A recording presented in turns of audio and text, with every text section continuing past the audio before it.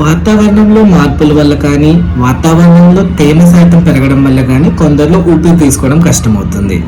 అదే మనం చూసుకుంటే ఊపిరితిత్తుల్లో మనకి బ్రాంకైన్ ఉంటాయి.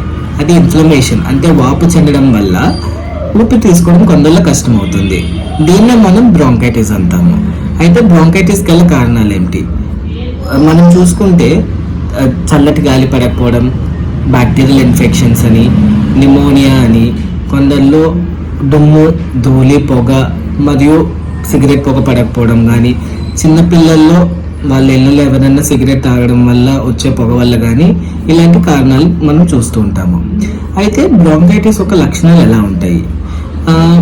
ఇది కొంతమందిలో 1-2 వారాలు ఎక్కువ దగ్గు రావడం, అలాగే చలి, ఛాతి నొప్పి, ముక్కు కారడం, ఇంకా ఛాతి పట్టేయడం, పిల్లి కూతలు, ఆయాసం, కొందరు ఎక్కువ దూరం నడవలేకపోతారు ఆయాసం వల్ల. ఇవి మనం లక్షణాలుగా చూడొచ్చు.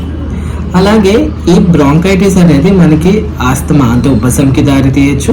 క్రానిక్ బ్రాంకైటిస్ అంటే ఇలాంటి లక్షణాలు 3 నెలలు 2 సంవత్సరాలు వరుసగా ఉన్నట్టయితే దాన్ని మనం క్రానిక్ బ్రాంకైటిస్ అంటాము. అయితే దీన్ని ఎలా డయాగ్నోస్ చేస్తాము? మనకి చెస్ట్ ఎక్స్రే ద్వారా 2 స్పైరోమెట్రీ అని ఉంటుంది, అంటే లంగ్ ఫంక్షన్ టెస్ట్.